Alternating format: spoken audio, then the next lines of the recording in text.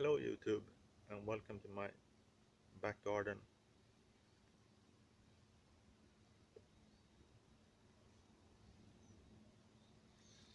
We've had a couple of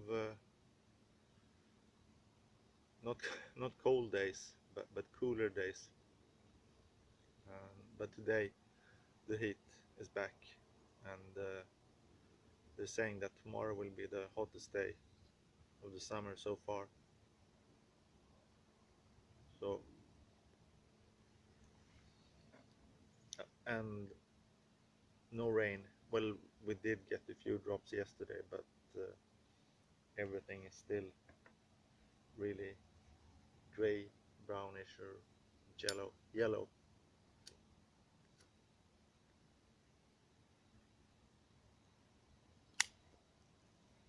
And the housekeeping, one of my homemade straight pipes, and I usually smoke bent pipes, but when it comes to Englishes, I prefer to smoke them in a straight pipe. Don't ask me why, 'cause I don't know the reason.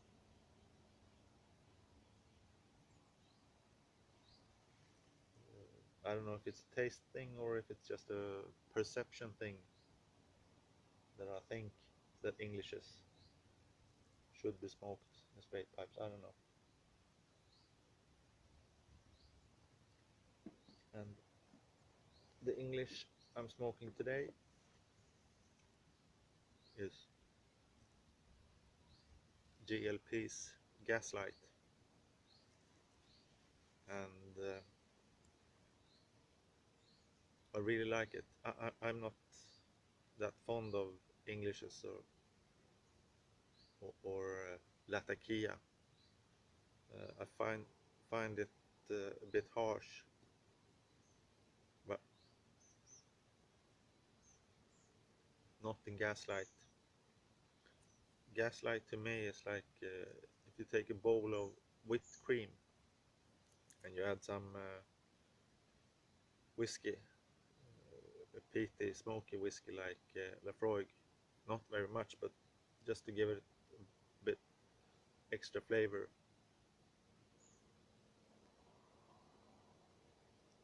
And that's Gaslight to me. Uh, Creamy tobacco with a Latakia note, and the Latakia note that isn't overwhelming and doesn't get harsh.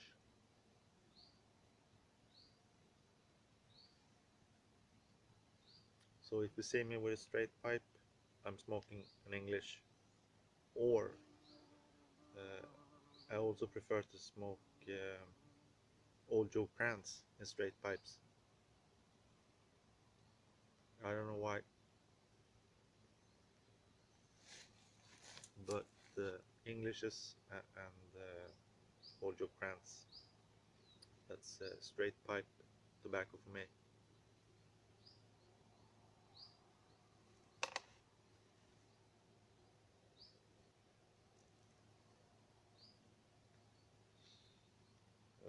I've spent quite a lot of time this summer at the public swimming pool in the village close by. I haven't been swimming. I haven't been into the water at all this summer, and I'm not going to go into the reasons for that. But my kids have spent quite some time in the water, and when I've been sitting there watching them and watching everyone else at the swimming pool, it's really struck me that almost everyone has a tattoo. I knew that tattoos were common and really popular, but not to the extent I hadn't realized the extent until this summer. Someone, I'd say in the age span 20 to 50, it's more unusual to see someone without a tattoo than someone with. And I'm not complaining about people getting tattoos. I've got two, so there's nothing wrong with tattoos. But it's really strange that how the perception or how the how society looks upon tattoos has changed drastically in Sweden in quite a short time.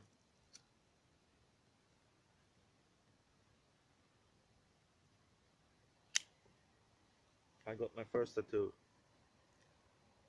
Got it on my right arm.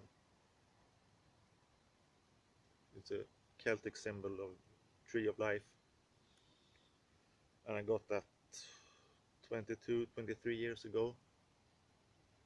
And then tattoos weren't that common. It was still a bit of a, I don't know, statement. Well, I suppose it's a statement today as well, but maybe it was a bit of a bolder statement then than now. And tattoos are more. When people thought of tattoos, they thought about sailors and criminals, and they don't do that in the same way nowadays.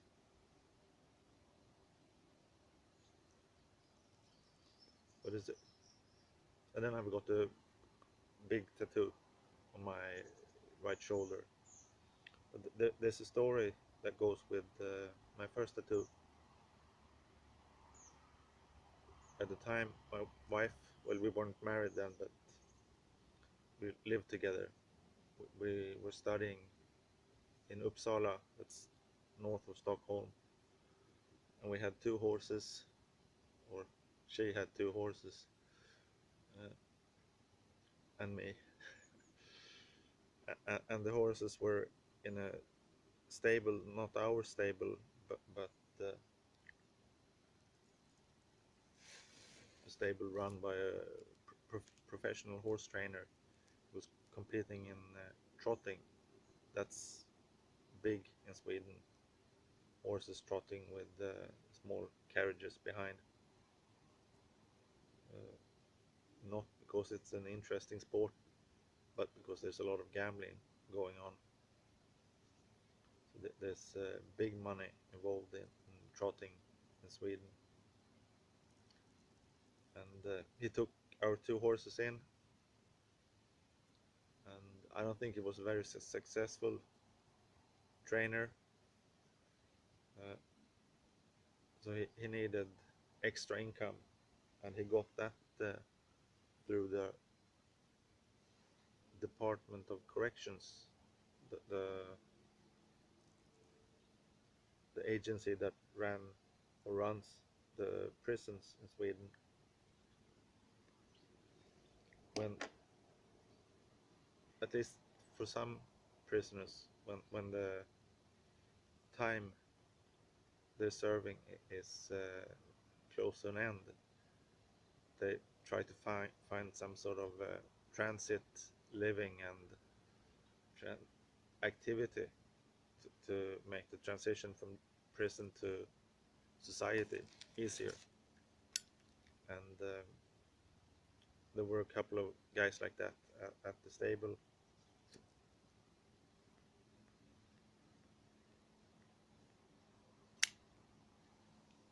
And one of the guys had a big beard, long hair, quite big. He'd been lifting a few weights in prison and covered in prison ink.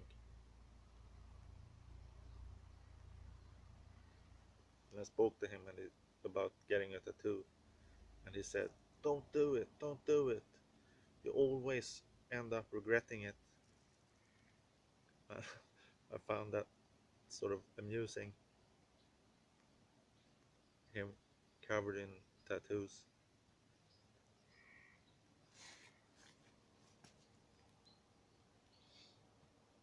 But I didn't listen to him. I got my tattoo, and so far I haven't regretted it. There's a story with the back tattoo as well. It's sort of IRA or inspired by Irish Republicans, and it, I'll start off by telling you the IRA story behind it, or Republican story behind it. Late 70s, 78 to 79, the British government decided that they would no longer treat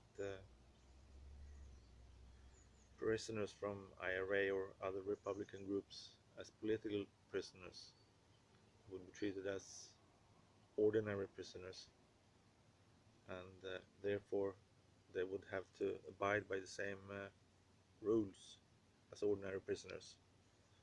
And one thing they would have to give up was the right to wear their own clothes in prison.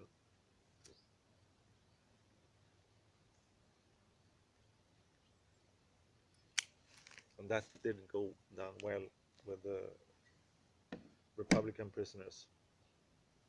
They considered themselves prisoners of war, and something very different from an ordinary criminal.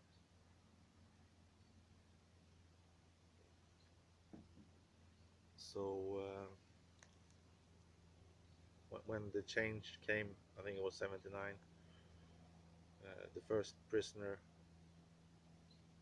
that was brought into jail and handed a prison uniform, I think his name was Kieran Nugent. Uh, he said, "I'm not going to wear that. You'll have to nail it to my back. I'm no, there's no way I'm going to wear that." And the prisoners that followed him said the same thing, and they weren't allowed to wear civilian clothes, so they were handed blankets that they could wrap themselves in. And then the protest escalated uh, because the prison said that yeah, they kept most of the IRA prisoners in one specific prison in Northern Ireland called Long Kesh by the Republicans and the Mays by the Brits. And in Long Kesh, tension grew between the prisoners and the guards and, well, the government, I suppose. And the government decided to escalate things and said that you're not allowed to shower and wash yourself unless you wear the prison uniform.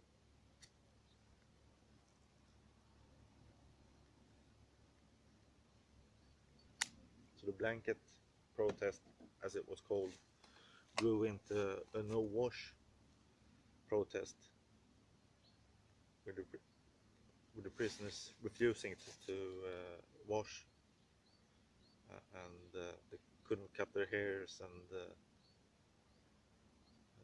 the only times the only time when they complied was when they got visitors. If they had, most of them didn't get visitors, but sometimes they had an important visitor. Maybe someone from the IRA brings in some information, and or things like that, and then they complied and put on a prison uniform.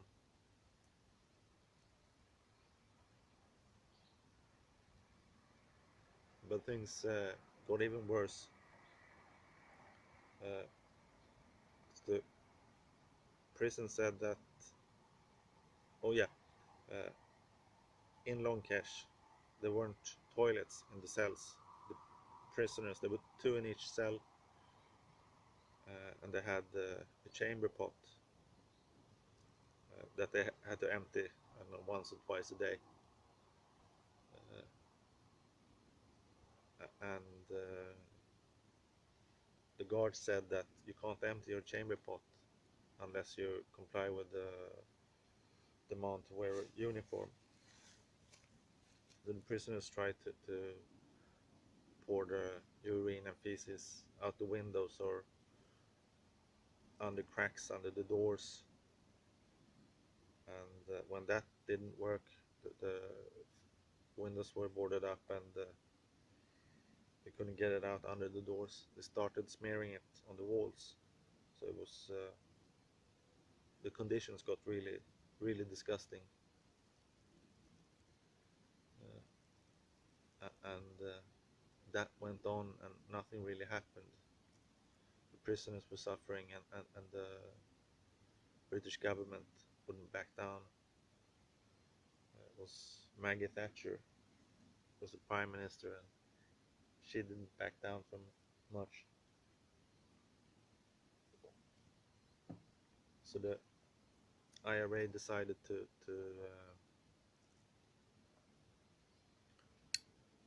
put on a hunger strike.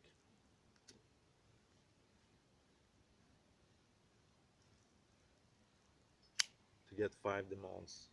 One was the right to wear civilian clothing, and there were 4 others also relating to the demand, the prisoners' demand to be treated as prisoners of war and not criminals. And that was dramatic times in Ireland and Britain. 10 men died on that hunger strike, and the first one to die was Bobby Sands, and he did that, but only after being elected, even though he was still in prison, even though being elected to the parliament in London.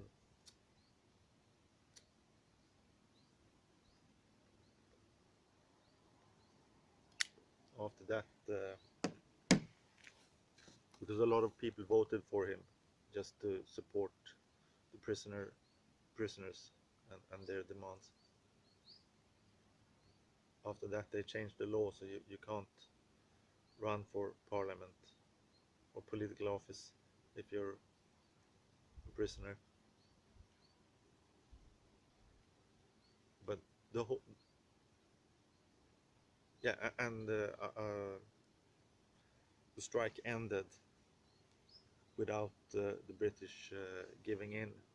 But just a few days after the strike ended, with 10 men dead,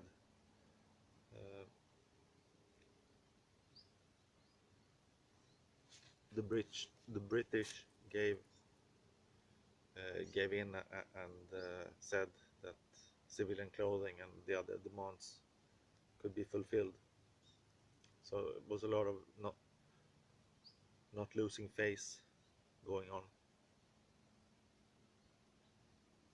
And I'm really inspired by that struggle, the willpower of the prisoners to stand up for what they believe and not give up, even though the conditions must have been really hellish. And when I got that tattoo on my back, it's of a man wearing a blanket, and there's also a shamrock besides him, a big Irish shamrock in a Celtic pattern. When I got the two, was it 9, 10 years ago, I felt that I needed to carry some of that strength and willpower the prisoners showed with me. I was really feeling bad at that time, quite suicidal, and yeah, I'm sitting here, so in a way, it has worked.